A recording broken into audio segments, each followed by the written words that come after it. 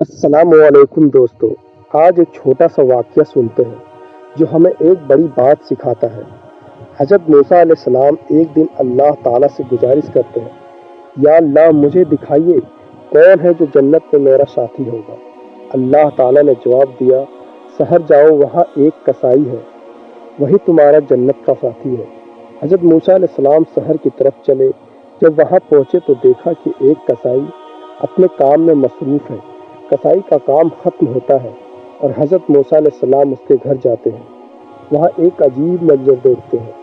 کسائی اپنی بوڑھی ماں کو بڑے پیار سے اٹھاتا ہے، اس کو اپنے ہاتھوں سے کھلاتا ہے۔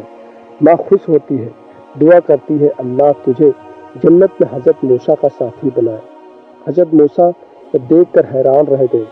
دوستو، اس واقعہ سے ہمیں یہ سیکھنے کو ملتا ہے کہ اللہ تعالیٰ کی نظر میں سب سے عظیم عبادت اپنے والدین کی خدمت ہے۔ آخر میں ہمارے عمل اور والدین کی دعاؤں کا ہی اثر ہوگا۔